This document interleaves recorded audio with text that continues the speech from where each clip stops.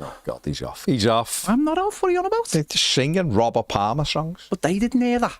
That's the beauty. I don't know if they did. They didn't. Anyway, Soon good afternoon, good afternoon, good afternoon. Thursday the 21st of August. Everton facing competition in winger race. James just put a love in James. He's through a dirty one in there. James just That's a dirty protest if ever I saw one. James is through all sorts, yeah. Through with him. Because obviously the story about Tyler Dibbling saying Spurs may enter the race, but it was Romano, wasn't it? Mm. And a couple of others saying Spurs may enter the race for Tyler Dibbling. If there is I don't know if there's a race or of whatever they're doing, but that one seemed Malik Fofana was being considered. This was yesterday saying Arsenal were considering, then they went and sorted Eze out. But I'm sure there's a couple of other clubs looking at him as well. I'm sure Chelsea are looking at him. Chelsea must be looking at him. They're looking at everybody. Yeah. They just bought Enciso, haven't they, from Brighton, and they're sending them on loan to Strasbourg, and then they're getting them back next summer. So they want Xavi Simons. I'm sure they want Malik Fofana as well. And anyone else who's, a few embryos who are bouncing around. I'm sure they want them as well. So yeah, but this is what's going to happen now, isn't it? The longer this goes on, the deadline's approaching. Yeah. Anyone who Everton may have been trying to talk to, trying to get deals done for, may end up facing competition, especially if those clubs are coming in who have money to spend and who may say, Everton are only prepared, I don't know, to pay 35 million, and someone like Spurs might go, we'll give you 40 million because they want to do the deal, and Everton might find themselves in a really, really difficult position if they can't get one of these over the line, mightn't they? As it goes on. Well, as we get closer, there's going to be more and more desperation. We've seen that overnight with Arsenal, going after Spurs' target. That leads Spurs to, they'll have to react because their fan base will be probably mild compared to ours at any time, and then that'll push them onto Dibbling, and then they'll go, we'll just pay. Or Fofana. No, or Fofana or whatever, and then they'll go, we have to pay because we need a player, and then they'll be prepared to pay because they've probably got more money than us. Well, they should have in the Champions League. They can take that extra risk, and it makes us look stupid again. They have got Daniel Levy though. No, they have, but they're also got a new manager, and they've just been beaten by their rivals to a player, and that's just gonna inflame. It's just gonna inflame anyway. And then if we miss out on a player that we've been looking like we've been chasing for the best part of a month, it doesn't look good for us. Whether we are convinced by him or not convinced by him, it doesn't look good. So there's some Fofana news has just come out now. They're prepared to sell him. So Evertonians will immediately think, well, if they're prepared to sell him, why aren't we prepared to buy him? And this is what happens at this time of year. Everything, just the stakes just go up. The TV companies absolutely love it because it leads to drama. You're seeing that in so many different quarters. We're seeing the Isaac situation, as well. And it just inflames everything. It just pushes fans. It's like an extra part of football which has come in, isn't it? And the drama of it all that the TV companies absolutely love. Yeah, listen, deals are really are quite complex, aren't they? And I moan that we haven't done the business because I'm a fan. But do accept they are complex. Yeah. But I do sometimes struggle with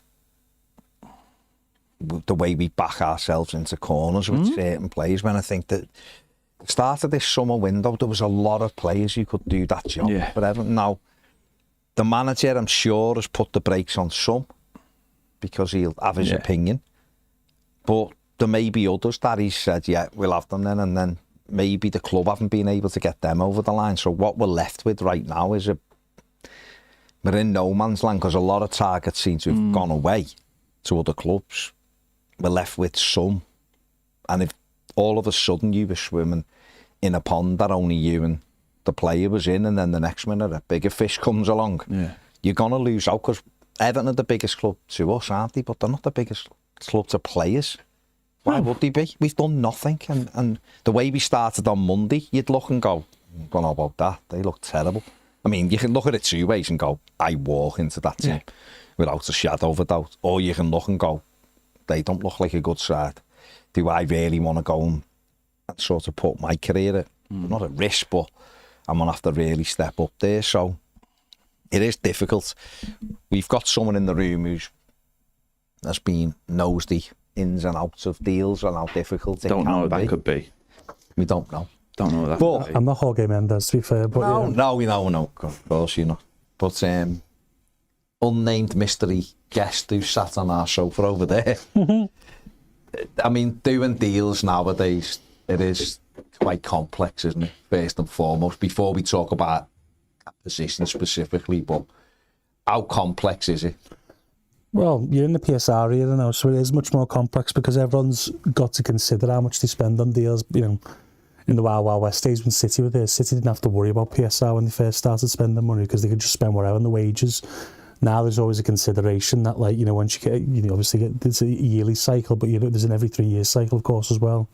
So at the end of that 3 years, you've had 3 losses. Then, as we found out, Everton were the only ones heavily points got a points loss, and obviously Forest got theirs knocked off. But yeah, it's a big consideration. It's much harder to do deals because, you know, I think cash is, apart from a few teams, most teams haven't got the readily available cash. So you have to agree payment terms now, depending on that team's PSR issues. They need certain amounts of front. I know they'll put it down as a front, but they need to buy their own players. They need the actual cash as well to pay other people.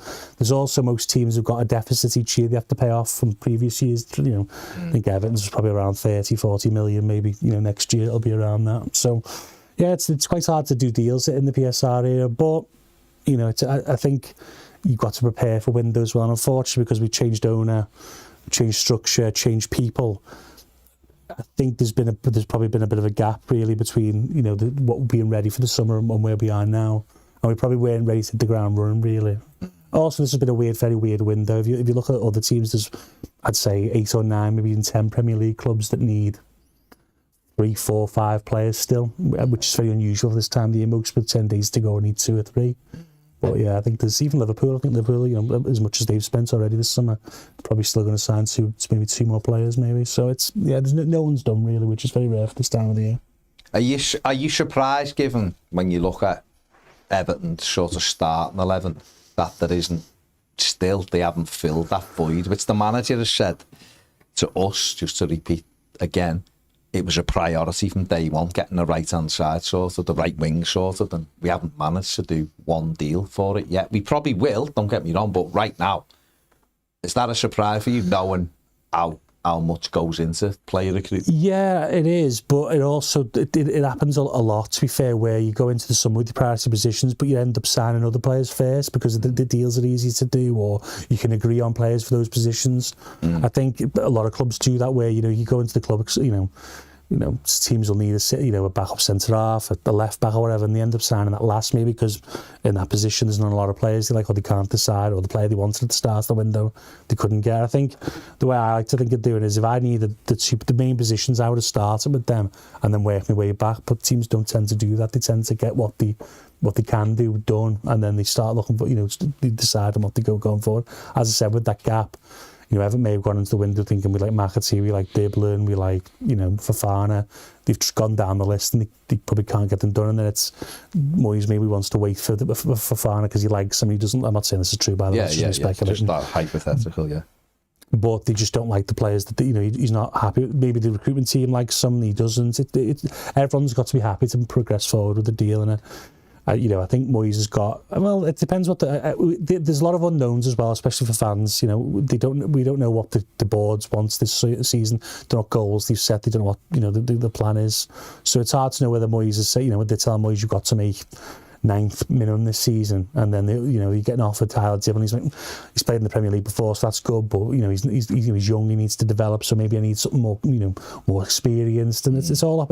It's balancing it so everyone's happy with both the strategy going forward and maybe basically keeping the manager. Because if you sign him, you know, we've had this before. If you sign players the manager is not going to use, then it's pointless. It's a waste of you know, an asset really. You know, used to Trimiti being the main one. I think we've seen in the last couple of years at Everton anyway. Where are you at the moment with it? Are you worried now that Everton won't sort of get what they need on that right-hand side. And don't just mean they won't. I'm sure Everton will get a player who can play out there. We saw that last season with Jesper Lindstrom and Jack Harrison, who were shoehorned into that place on the right-hand side. Have you got concerns that that might happen again? Or do you still think, I think we'll definitely get what we need? Because it's obviously, it's what is it now? It's 11 days to go. Yeah, I just don't see them getting what they want. Okay. And if they do, they'll either pay massively over the odds for the right midfielder, and then that will mean a lack of quality in the other positions, maybe probably loans, like what we saw in the past. I just don't think it's been well thought out. Mystery man over there can tell you more than me. He's been going on about it all summer. It just doesn't feel like it's been well thought out. It just doesn't feel like there's any structure to it whatsoever. Don't get me wrong, I think the players we've brought in, it's a weird collection, but in terms of like where they all are. But I'll never understand how you've got such glaring obvious issues and you haven't fixed them. And we are going to our second Premier League game, and there's still like, I don't know, there's still issues to sort like the most obvious one is if they want Dibbling, just get Dibbling, and that's an easy thing to say as a football fan. But if he's the player you fancy, if you don't fancy, then walk away and go and work hard on another deal and put your money into that deal. That's where, as just a normal football fan, I find it massively frustrating. I think that's where most people probably find it massively frustrating. Is just like, what are you chasing? What are you actually doing? Maybe some left field ones will come out the next week. There's still, I suppose, in terms of, this is the thing, in terms of like well thought out deals, they're probably, you'll be able to tell us more, there's probably not that much time left. In terms of scrambling around type deals, there's probably loads of time left. And that's that. But that's sort of like, when it's like, if someone had said, oh, you need another left back, then you go, sounds loads of time. Or need another whatever, you got loads of time. Third goalie, got loads of time. Or whatever. In terms of actual first choice players, we haven't got any time to put unless you're going back to something where you already know the bits and bobs, and again, knows more than me. Like where you've already maybe put the groundwork down, like with Dibbling, where you've been talking and you can just literally pick up that phone and go, right, we're ready to like shave the edges off now. No messing about. We'll pay you more up front, or we'll give you better and stuff, or whatever it is. But we just look, from the outside, we look desperate. And I don't think that's a good place to be. Moyes tomorrow will basically tell us that, I imagine. We look desperate because we haven't got the players we need. Not want, need, absolutely 100% need. We haven't got them with 10 days of the window left, and loads of the targets have already gone. That's not great, that. Does it, when you look at it overall, what do you think of the recruitment? Does it look... It's hard. Sometimes it's perception, isn't it? Really, because I'm not. If you ask me the club I work for, how's it gone? I would say it's gone quite well. We're 80% of the way there. We just need to finish off what we need to do. And I don't know how Everton feel about their recruitment. Now, the manager's a different story, because managers tend, no matter what club you work for, the managers tend to burn the recruitment down at a certain point in the window. It always happens. We've seen every manager do it. Jose Mourinho used to do it every 6 months or so. Yeah. Conte every 3 weeks. Whatever you want to do it. So the manager obviously wants the tools to be able to do his job. Of course he does. But the manager is part of the process. And now, from my perspective, I work in recruitment, so I'm going to say managers can be a barrier to entry, because they can be people who stop deals. Now, again, he's the one who picks the team; it's his job on the line if they lose. So from my perspective, is different than his. Yeah. But in terms of recruitment, it depends how you see it. I think people probably know I wasn't enamoured with the Jack Grealish thing, not because I don't think he's a great player. If people go back, I'm one of the biggest fans of Jack Grealish go, and I just, from a strategy point of view, I didn't understand it, but he's here now. I hope he smashes it, really. You know, he's a very good player. I always believed it, yourselves, I always thought right back, right wing, defensive midfielder, striker, we've got that in Tieno Barry, back up left back, Asnu, yep, sounds as a pound. I was a market opportunity. Why didn't we sign a first choice right back, and why did we instead we went for a second choice left back? Sometimes market opportunities come up, you've got to take them. Asnu wants to leave Bayern, you know, he's a good young player. Left back is a really bad on position worldwide. You know, even as I said, even if you don't, you know, even if he doesn't get into the first team, you might be able to sell him for good money. It's a smart deal, so you have to take market opportunities at the time. It's incomplete at the moment, and I think but I don't think it's just Everton. No, I think that's what goes for a lot of teams. I think apart from the people who got a lot of money from the Club World Cup and the people who got the Champions League money last season, I think most people haven't really spent. You know, you look at Brentford, still trying to buy players. They've lost all the goals. One of them months out. Newcastle's still trying to buy players. Villa is struggling to put a team together because they have to sell. They've had to sell Jacob Ramsey. You know, it isn't just Everton. Obviously, you know, from an Everton fan perspective, that we only focus solely on Everton, but there's still work to do. Yeah, and I think it is late. I think what Ped's saying is right. Basically, you know, the players are, most of them, who are already available. So the agents will be telling you they're available. There's different platforms that tell you teams put players on saying they're available. Alternative to that, if you say, for example, you want a Tyler Dibblin, and I know for a fact that Southampton and the manager are not happy with the lack of wing options he's got. He's got 5 or 6 strikers, but he hasn't any wing options. They played Jay Robinson, who's done really well in the recent weeks, and Dibblin's not playing because, you know, so they need wingers. So they're going to sell a player. So whether it's, you know, they're going to sell Brereton Diaz, whoever it may be, you know, to bring wingers in. You know, I'm not saying they won't sell Dibblin, but they're in probably a position where they don't want to sell a winger because they want to sell strikers. So that's why they're probably holding out for good money, because they don't feel like they have to sell a winger because they know they're going to sell strikers. Similar to, you know, other clubs who are waiting to basically, you know, Wissa, well, we need to replace Wissa before we sell him. You know, that's why Newcastle are going up against things. Brentford still need players. So when you're going for, well, say, new players or players that aren't readily available, there's other considerations to consider, like that team's got to replace them. So it is difficult at this time of the window. You know who's available. There will be people who come available because other teams sign players. But really, you know, your target will be a target. Obviously, they'll be working on a target. I'm sure they probably still think they've got a chance to convince Malik Fofana, but again, you know, maybe he's second or third on Champions League teams list, and they eventually get down to him and they can't get their own targets. So yeah, it's a difficult time of the year. You do know who's available. It's just getting them over the line. I think with Dibblin, the problem is, you know, because Everton have left it so long, and teams are now getting to, you know, Savino, probably not going to happen from City for Tottenham, and Eze obviously went to Arsenal, then maybe he's third or fourth on their list, and he comes into the frame, and they know how much the deal is. They might be able to get it done if they offer the right package. It is worrying, isn't it? Worrying. But, I mean, do we... Someone just put Dibbling's the new nonso. Do we just have to sort of accept that as long as it's done by the first, we've got what we want, that... Yeah, I mean, we're going to just have to get what we can out of Brighton and Wolves and suck it up, because we can't do much, said this last week, I think, or I don't know when I said it, but if you turn around on the 1st of September and you've got, let's say, Tyler Dibblin in, and you've paid, let's say, £5 or £6 million less than you were originally quoted, and that £5 or £6 million has gone into helping buy another player as well, and you've played 3 games, okay, and those 3 games mightn't have gone the way you want as such, but you can say, right, we got 2 players because we waited. Then, yeah, I totally get that. You're talking long term, not short term, aren't you?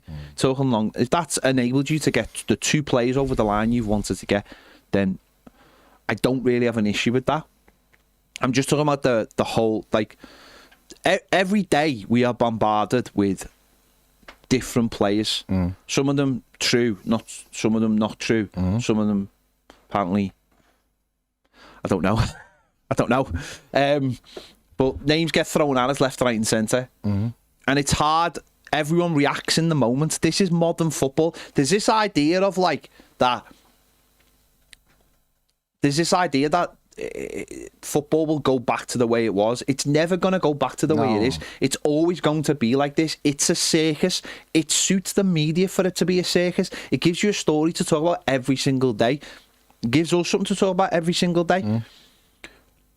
We live in that kind of society now, where every day there's a different issue, and it's like the end of the world every single day, and football's no different, and it ain't going to change, and targets will be thrown, names will be thrown, and we'll discuss them, and it's just in the moment you can't get away from that. It's really difficult. I applaud anyone who's got that kind of patience to take a step back and go like, it'll all be fine. Do you know what? It might all be fine, but that's not a reason not to talk about it whilst you're in the midst of it. I think the issue you've got now, though, is football's so myopic in the sense that, it's result. Say, for example, Branthwaite was fit.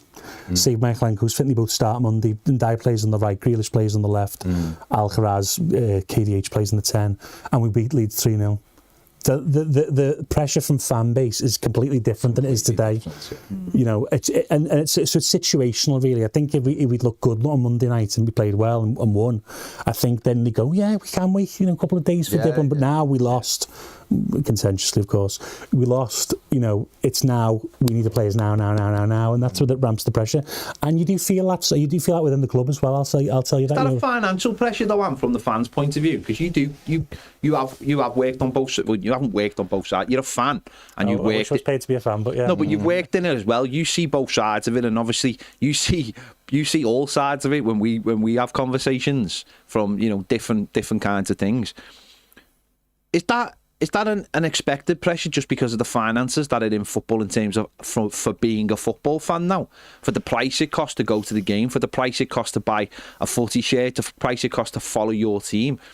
Do you think that those pressures will automatically be heaped on a football club to get it completely right? Yeah, I think there's different. I think the way people consume football now, the way people feel about football now is completely different.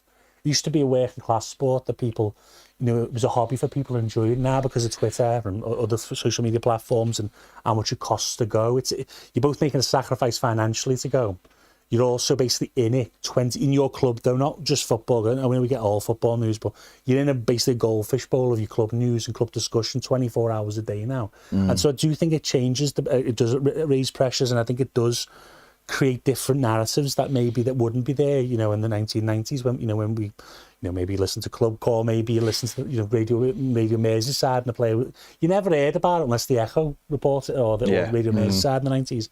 Now it's 24 hours a day. There's the news source on Twitter as well. The Everton's interest has been piqued. Everton, you see right through all the buzzwords. Now, you also see that, I've talked about this before, and Ben knows this, is that I ask about 10, 15 players a week. If all them players were reported constantly, it would seem like we're in for a different players every day. Yeah. But because people, because journalists and others report the news, fans then create a narrative. That's what we're looking for. That's who Moyes wants. And maybe we're just checking the availability because we're trying to build out our lists as a club. But now this whole because we're in we're also in the post-truth era as well, in the sense that there's a lot of people who lie out there as well. There's different transfer pages solely set up so just to get farm engagements, and it all does create this pressure now. And I think clubs have probably had to adapt, which is why clubs like to control their own narrative as well. You certainly know all about that at times with different things, but clubs do like to control it, and I think it's harder now for clubs to control the narrative than ever before, and the pressure is ramped up, and that's why you do get managers feeling pressure more quickly. We're in the Saka era as well. Back in the day, Howard Kendall got 2-3 years before we won anything in the 80s. You wouldn't get fucking 10 months now, would you? Sorry for swearing. You wouldn't get 10 months now. So it's a completely different, and I think you're right, Per, bringing it back to your point, is that because it's in your face 24/7 with the social media and the cost of going to football, the expectations are definitely 100%. I think there is a different type of pressure the fans want to put on the clubs, and I think also the knowledge. Fans are more smarter now in a way. We can debate how smart, but they're aware of how football works a lot more, and what other clubs are doing a lot more than they would have been back in the day. And sorry, Bas. I was just going to say, get to see more of it. I was just going to say, and it's. We all know, and I don't want to drag this, but it's gone full circle, hasn't it, in the last week? Yeah. It's gone full circle from what David Moyes said last Friday. It's come back on itself, and that shows you that there is there's an awareness. Obviously, the manager has an awareness of outside, of the outside as well. Whereas a lot of the times, I think managers don't almost allow that to come in, and I think that's been broken in the last week, and that adds. I'm not digging anyone out here, by the way. I'm just saying that adds fuel. That's the nature of that it. adds fuel to the fire, doesn't it? Because now it's like you've got a situation where social media, saying the Everton social media, is having a battle with itself as well. And it just all plays into that fume that has been happening. If we'd have won at Leeds. Exactly. That's all. The manager wants to control the narrative as well. And managers are, by nature, control freaks. They are. It's their team. They represent them him on the pitch. And I think in the terms of David Moyes, especially whether it's injuries, whether it's transfer news, he and the club want to control the narrative. It happened. If you remember, things like this happened at Liverpool. Remember with Jen Shang, who was the head of media. Yeah. He fell out with that. Was it Duncan? Someone I can't remember the full story. I remember. That was a very odd one. That was a very he odd said one. It cost them $5 million the pre deal. So this is not a new thing. But I think that especially with managers now, especially with the pressure they feel, they do want to control the narrative, and so. Like you were saying about fans as well, is that there's a lot of data available. There's a lot of clips available. Fans know more about players, and therefore that ramps up pressure on clubs because you're going, well. I blame these bloggers who start with all this data. I think that's one of the main problems. These football manager wannabe bloggers. No, but what it is who get uppity, build their own companies from scratch. And just push on and feel like they can get into football and work with clubs and upset managers and the thing is, people called Ryan who hate them and the thing is that it's just about the way football's moved, isn't it? It's just moved, so there is that. But I think just going back to what the point was about the right winger, when the manager confirms, though, you see, if I'd have asked David Moyes and he'd have gone, well, we're looking at all positions, so, I'd have sort of gone, oh, okay, maybe he's looking within the squad and going, I'm just going to play in Jay out there. I thought he would do. Without saying it. But he didn't. He went, it's been the priority from day one. So when you get past the first Premier League game of the season, you start going, why haven't we closed on one there then? So I've said all summer, named a few players who I'd like us to go. Whenever I put a player just who I think would help us somewhere. But I also said I'd have gone and got Tom Fellows because that looked like a very easy... I don't think David Moyes thinks Tom Fellows is a very good player. No, so this is what I was going to say to you. I've said him and thought, well, he's almost like a number 2 in a squad that you're going to develop. Yeah, what's changed there as well is they've just sold Torbjorn Hegem for 10 million. So West Brom had PSR who's last season had him done because they sold this player, they bought 500 grand. So that changes out now. They can ask for 20 million for Fellows. But I was talking early in the window. I agree. I'm just saying this is this example of early in the window. It was like 12 million, and I was thinking, well, if Everton could get that done, I think David Moyes wants a surefire start. No, well, that's it. And whether people believe Dibblin, I think Dibblin would start. To be fair, I think that I think Moyes wants someone who can go. These are my starting. Whereas Fellows, you go, he could start, but he might be, he might end up in the bench. And I'll be honest, from what I can see, I don't think David Moyes wants to start Dwight McNeil at right wing. He doesn't. I mean, that's been well. I don't think he wants to start him anyway. No, well, we've said many a time it's that he will look to move some of these. I think though, I think. This is my I think Ped's probably bored of this. My overarching point is I didn't think we needed to rush anything.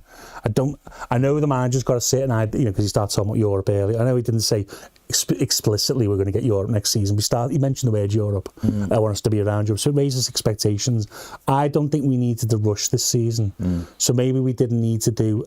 Don't be wrong, we need to get enough done the way but we didn't need to rush it by selling a load of players that Moyes doesn't want. I'm not saying he wants to do that, but we don't need to go and sell Beto and McNeil now. You can carry them for the season's backups and or whatever they want, how you want to use them. But I do feel there's an expectation that we need to do everything now, and I don't think we actually need to do it. I've said take a step back, really. I've said quite a few times, if we'd have got someone to play on the right, I would still look at the squad and go, with there's holes in it and he needs to fill them, right? Which is clear. It's got balance, he wants at least another 4.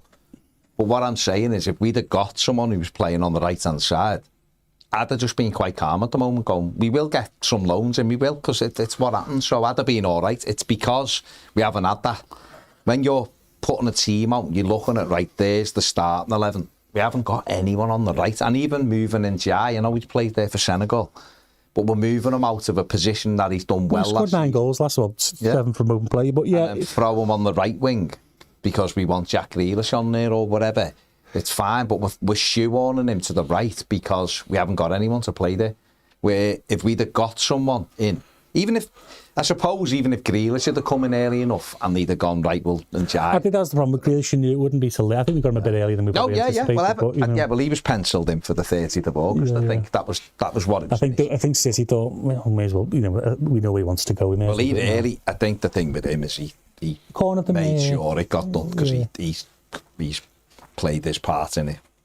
But once he decided where he wanted to go and they weren't going to get any money off anyone else, then it was probably easy to do. That's what I mean. So maybe they were thinking Grealish, we've already got the right winger in, and then Grealish should carry on top. Whereas now it's like, well, we've signed Grealish, but we haven't got what we need. It's about perception, isn't it? Yeah, and the other day we mustn't forget that we have, got protect them too much because there is holes there. But we have been slightly unlucky. We've lost Michalenko, we lost Asnu. Who is a left, whether we think he's ready or he isn't, he's a left back. He's a left-footed left back, yeah. And losing Jarrod Brandtwaite to hammer blow. We'd have had Michalenko Brandtwaite out there on Monday. The whole team would have looked different. Yeah, Garner would have probably played in midfield as well. We'd have been more solid. We'd have been calm. We'd have had someone on the left. James Garner, I thought, was Everton's best player the other night after he settled down. But having Michalenko there with the left foot means you open the whole pitch up. Everything else is more comfortable. It mightn't have looked the way it did look, and like you've said, and it might have ended 0-0 because we were still a bit toothless, but we might have come away and just gone, got a point there, tricky game, opening, they've got a point, Brighton at home. But I did think, rightly or wrongly, I did think you'd see a big play for a player before Brighton. I really did. I don't know why. Maybe that was me being. This is once the game starts, it's the calm before the storm. Unfortunately, it does slow down when the games begin because managers are focused on game week generally, so they're part of the transfers slow down as well. So it does. Obviously managers are still involved, but their day job and their main job is to coach the team and get them ready for Saturday. Obviously, Moyes, I know Moyes isn't on pitch coaches as much as he used to be, but he'll still be heavily involved in what they're doing. So it always does slow down when game week starts. If you look at I know people obviously care about Everton, but if you look at Fulham never do business until late because they obviously they spent 400 grand. Because their director of football runs wrestling and the Jacksonville Jaguars and all other stuff, and so he doesn't get involved till late. And their fans kick off every year, but they always end up all right in the end. They just sign established Premier League players. Their fans don't kick off. I'm not having that. Well, they don't clap as much. That's what it is. Well, I don't think it's as loud and vociferous as our support. No, but they're different. They're as you say, there's different pressures, isn't it? But that game I said to you before, the Brighton v Fulham game last weekend, there was one new signing in the squad, or one new signing in the starting 11s from combined. So when you look at that, you go, well, everyone hasn't done the thing. I think there's a lot, as I said to you before, I know the word undercooked's become a big thing, but we've been saying it also, I think a lot of teams are undercooked. I think you look at around the Premier League, did anyone really look good that last weekend where you go, wow, they're Sunderland's, but Sunderland playing an undercooked West Ham team who has still got 4 or 5 to do themselves. And to be fair, should have probably been 3-0 up at half time. Exactly. So that's what I mean. So it's Graham Potter football, but it's one of them things where I think maybe it's the Club World Cup, maybe it's just the market's been that way this season. I think. You know what? Everton are no different than others. It might be the pre-season tours. It could be because it's every team goes now. Isn't it? Yeah, it's all. Except Everton last year. There's an extra complication, isn't it? Did Everton go to America last year? No. They went to Ireland. Skegness? Oh, that was right, Ireland. Ireland may as well have been Skegness after it because he just come back and didn't do. Gaffer Day and Butlands. Just didn't do anything, But no, listen, it's frustrating, and we all want to see that. I know Angus Kinnear said wait till the first, and yeah, but it is because the window's complete. Then you can say, and teams, my club will certainly be doing a review of the window, what went right, what went wrong. Yeah. But you can look at it in totality then. I think the issue is once games start and people are like, we're not ready for the season. 9 points down the drain because we haven't, or, hopefully not for Everton, but, some teams 9 points down the drain because we're not ready. Yeah. We have done that in the past, though, haven't we? Last 4 years. Quite often. Even years ago, even when we had Moyes last time, because we didn't have any money, we'd have to sort of play it to the end of the window. Because that's when the deals come up that you can do. Yeah, it is. Yeah, it's not easy. I'll tell people it's not easy doing recruitment. Carl says offer Fofana more money to get it done. Yeah, but then when you start doing that, then agents are aware that you can be had over the back. It's a game. It's a game of cat and mouse. That it's obviously I don't think you'd be anywhere near a Pickford. Obviously not a Grealish in terms of money. But you don't want to start overpaying players to come because you want their motivation to be, I'm going to come to Everton and be hungry, not I'm coming to Everton solely for money.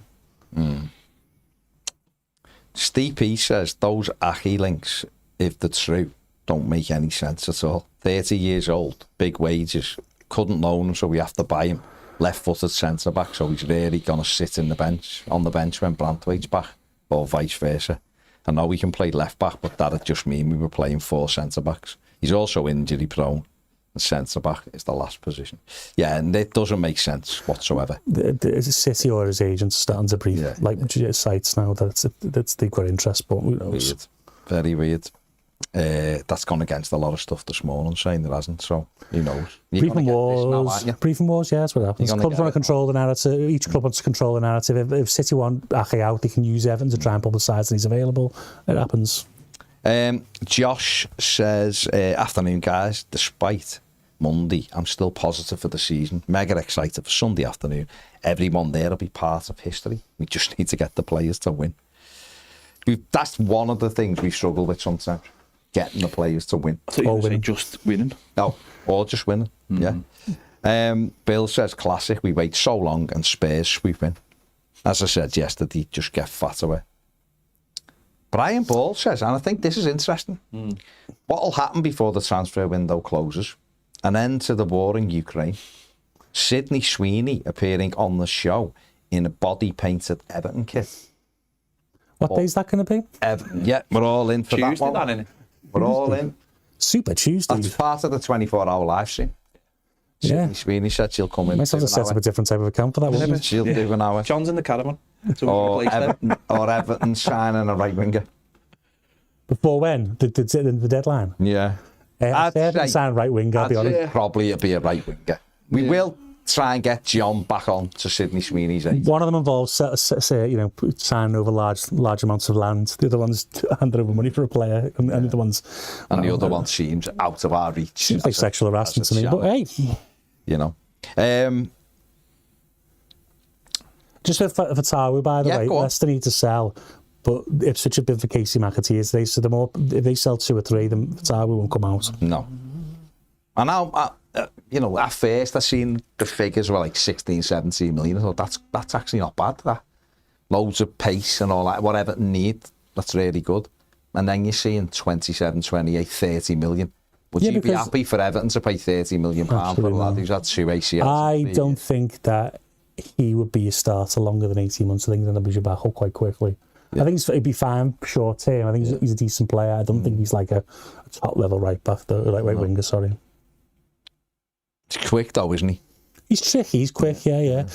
He's tactically though. Moyes would have to work with him. He's not the most aware player of players running off him, protecting his full back. He's okay, but for a Moyes team, he needs to be a lot better at that. But Dibbler needs to learn stuff like that as well, though. To be fair. But you out the 2. Oh, Dibblin's got a much higher ceiling for me. And out the 3, if you 3 for Fofana, would it still be Dibbling? Do you think he'd settle? I'd take Dibblin, me. I think Dibblin's got I think Fofana will be a success somewhere. I also do think he might take a little bit of time to settle as well. Yeah.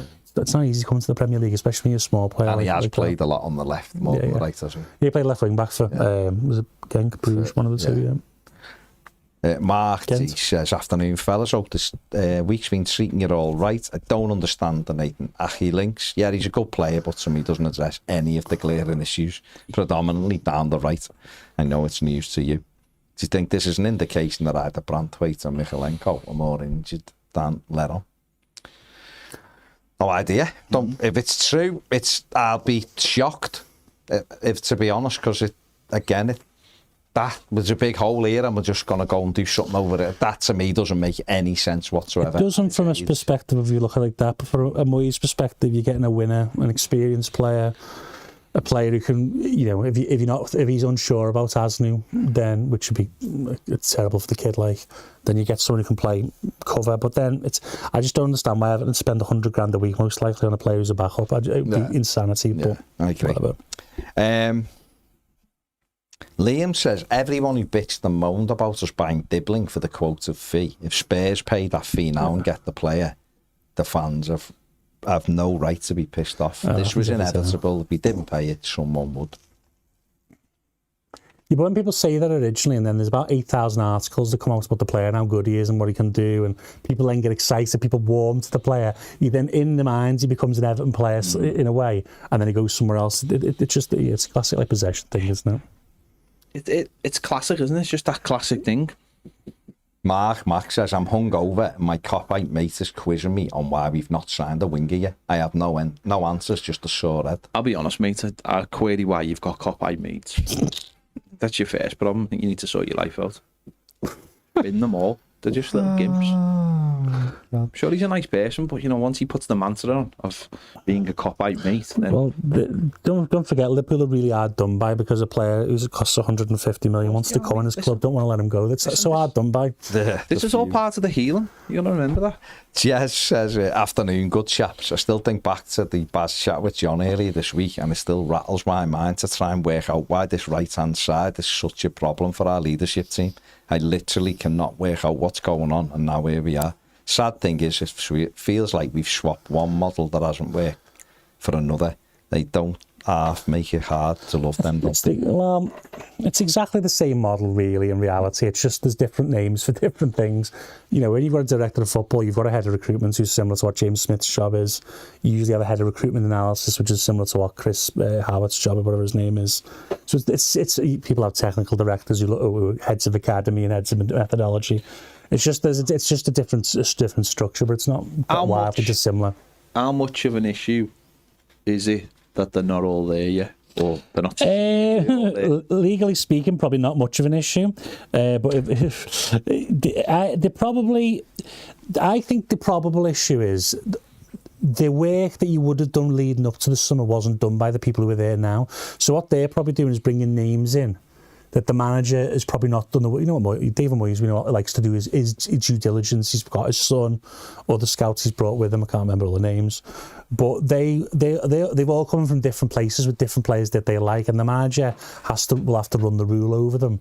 So it's not whereas the manager's been in April and March watching players ready for like this is our top 5 list. They're probably, as people come in and give names, they're probably having to review them, which takes time. You've got to make sure Moyes has to do his due diligence, speak to coaches who work with them, players who work with them. So that takes time. I think the preparation for the summer, because there's been so much change, probably wasn't ideal. Especially when Kinnear didn't come into the May, did he? Was it first of May? James wants to know what you think of Kubo. Unfortunately, I've not, because obviously the level he plays at, which is the top division of Spain, I haven't watched a ton of them. Similar to Tierno Barry, I only watched Tierno Barry, Beveren and Bar. I like, from what I've seen, I like, but I can't tell you the ins and outs of him, I'll be honest. He's obviously a very talented boy. But yeah, what I've seen looks good. Obviously small, but you know, just don't know. Good dribbler, quick. I'd like to just seen him score a few more goals, but it's by the by. Last season was his worst season, actually. Yeah, I think he scored 11 the season before, didn't he? Yeah, I think he'd had 8. I think that the problem with Spanish release clauses is you have to turn up at the La Liga offices with the money in hand. Pieces, apparently. Oh, well, he's not Judas Iscariot. But, you have to... And then the other way is you have to overpay then to go past the release clause for them to get them to do instalments. So it's quite difficult to do.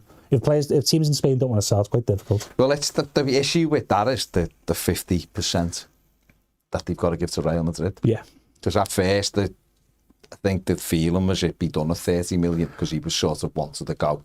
Sociedad were all right, and then I reckon someone went, remember though, we've got to give Real Madrid 50%, and then he just went from 30 million to 50. Yeah, because they've got a level of profit they want. Yeah, you don't want to just make 15 million, one of your best players, do you? I think did they really need it though? Probably Yeah, Do you know not. what I mean? Yeah. Do you know what Real I mean? Madrid. Surely there's like somewhere around. Madrid probably It's an accounting thing, you know. They just want to be able to tick the accounting box. Surely while we're cleaning like the old ground, there's like a couple of tickets for the Wizard of Oz. Well, let's be honest. Don't they owe us for taking Carlo I thought you were going to say for taking Gravison. and Gravison? The streets won't forget. They took Gravison when he was streets. flying. Well, But we Real didn't Madrid will get probably that. sell like a couple of seats for scrap for 800 million, like they did the last training grounds or whatever they did. So yeah, probably don't need it now. The defo should have. Their budget for their underground pitch is probably more than that selling. So why are they asked? Are you sure the know what I Spanish mean? government aren't paying it because I it's don't like think a they- piece I of, just think- it's a piece of farming land or something. The Yeah, claim there's has. some kind of like piece of fascist aside. legislation in the Spanish Set aside land from when they were a fascist country, Baz, not from now. Why is your head spinning? It isn't. I just moved away from what you were saying. To just say, 1936. be like the 1974. O's. Spain was a fascist country. Was, yeah. They just took Carlo when he just seemed happy. And Well, Crosby. I mean, Carlo took himself. He did. Carlo said, "Oh, Carlo you're was looking for like- a manager, are you?" Carlo sending FaceTimes of him like Oh, what's going on? I see you left with your manager left there. tied up with a flag Imagine. behind him. Sorry, got Vinny Junior. I'll be over. Few people just think He was walking Get down Dave Crosby. Wingate now. Oh, and can't get any worse. Yeah. Farad was behind them going, "Again." Alicia, you lost to Sheffield United. Yeah. True story, by the way.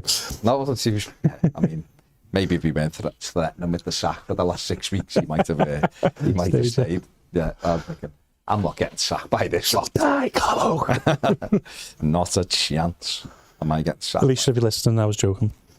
Yeah, but you want to be careful. Yeah. You're making jokes about it. Yeah. One thing making jokes about Spain being a fascist country. No, don't Soon make as you any move jokes on- about that. In the 50s, back? Oh, 70s. Well, yeah, but it's that, I'm talking about the good times. Just break stuff. Just break stuff, will you? he's Well, trying I've to had this, move calm the down. conversation on. No, he loves the conversation with many conversation about fascist dictatorships in our WhatsApp group. Could be anything. Could be anything. What are your feelings on Argentina? Mile's an interesting character, actually. Love the sideburns. Well, listen, Millie, it's save stopped those Cruyff sideburns. going to a World Cup in his peak. So, you know what I I mean? just wanted to say, like the Sandinistas was a different country. Argentina was the was post-Peronism. Anyway, moving on. It's not This is what we talk about when Everton gets too much. It's not what it Yeah, is. that's what it is. Not just a pretty face. Just move on to something different. What do you think of El Canous? He's a good player. I liked him when he was in Belgium. He's just is a number 10 now. So please, for the love of God, Everton, don't sign him. No, he's on to pass. Don't you think we need another number 32 10? million. Well, if the objective is to go 2017 all over again, then yes. Obviously, Jack Grealish is nominally a left winger for the most part, but he can play obviously number 10. He has played a lot of number 10. Do you think he'll play him in number 10? Because he might want someone. If To keep the ball if centrally. Beto's going to play, and yeah, then probably because you need someone to slip through balls to him. And that isn't Ndai's game, is it? So if you're going to play one of them two in the number 10, it'll be Grealish. Yeah. Just didn't Grealish's brother say he'd been? I'm sure it was Ron Grealish. brother, or I'd said One of the Grealishes, Ron Grealish. John McGrealish from I'd his time, said- yeah. There's the twins. There's Jenny Grealish. Then don't be hasty. it come out. No, it was out last week. I don't know where it come from. Sure, it was like I'm sure it's and it said, Stephen like, Grealish or something, He was yeah. gonna play. He'd been So- told Moyes wants him to play. In the I think so, based on what the composition of the team is. I think Ndai will stay on the left, and then do, yeah. there'll just be a gaping hole on the didn't right have- where someone will stand. And Jai didn't have one assist last season, did he? No, No, So I don't, that's I all don't it want to. shows. Let's not get into the Ndai thing again.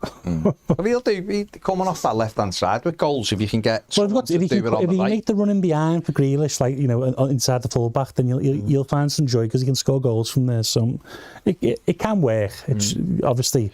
What would you do with, just before we wrap it all up, what would you do in midfield? Because I think Moyes has gone on record a few times saying Ghana can't obviously go on forever. He's 30. No, realistically, so can't, he's no. looking for that defensive He midfielder. can.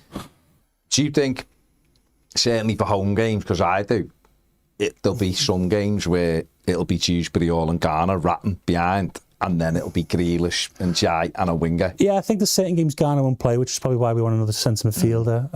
I think, yeah, in some games it'll be Ghana and the new centre midfielder who's probably going to be a more defensive, physical type. And then in some games it'll be Dewsbury Hall on that person, because Dewsbury Hall can join the attack. And then sometimes it'll be Ghana and Dewsbury Hall. Obviously, you've got to have options. Squads win your points, but. What style would you be looking in that role? Like Douglas Luiz was mentioned quite a lot. No, I wouldn't have took Douglas Luiz. He's a deep line playmaker, isn't he? I don't think that... We do need the first receiver, but we also need someone who's positionally... Like, I don't think Douglas Luiz is that good of a defender, to be honest with you. Yeah. I think we still need someone who we need the best version of what Morgan Schneiderlin was. Not the Everton version, but that type of player. Not a Kante even. We need... Because, Ghana's more like Kante. Well... Onana and what he should have been like, yeah. Well, I think Onana under Moyes would have been... Yeah, he would have been. Moyes would have played Onana every game. He wouldn't have had nonsense ideas in his head about not doing his job properly. No. I think, for me, I think we spoke about him a lot. I love Boubacar Kamara. I think he'd be absolutely perfect. But, hell of a player. Yeah, that's that type of player who sits, screens, and can be a first receiver. No. Not this saw Ramsey. No. We might have been able to get him the other week when they were like, it's a sell someone. I think he's on ridiculous. He tried to get John McGinn. So we may as well. Well, again, I don't get that one either. But that's was that before Keenan Dewsbury Hall? Because the similar types of players, you know. I think Dewsbury Hall just took that. David, just stop. That mental. Just stop. That David. mantle, even that mental, that mantle. By the way, before anyone goes, he's a good player. I know, obviously, John McGinn's a good player. It doesn't mean that we need him, though. Anything else?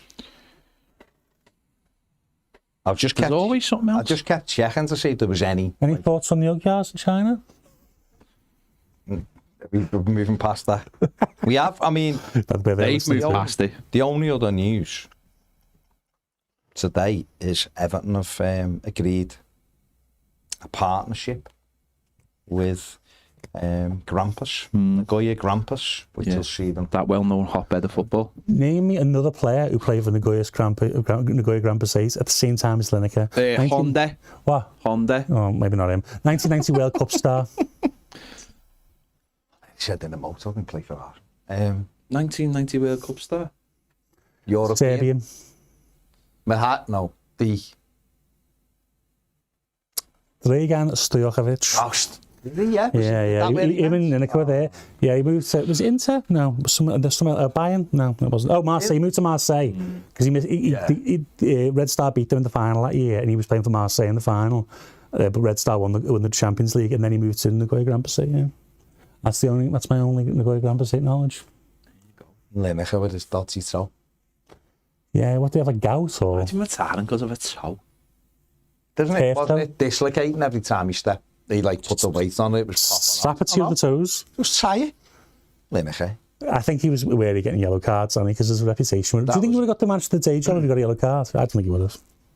So look at his brother is, and he still got it. So the real final boss of Ibiza. Well, what's happened there? We've been fascism in Spain. Argentina's been mentioned. Wayne Lineker. I didn't mention Wayne Lineker. I never mentioned Wayne Lineker. I never mentioned Wayne Lineker. You brought Wayne Lineker up. Gary got another brother. Yeah, it's called Frank. Frank Lineker. That Larry Lineker. Larry Lineker, yeah. I'm from Leicester. Didn't have that in my bingo. Listen, no one can produce bingo cards for this show because it's just so multi-layered.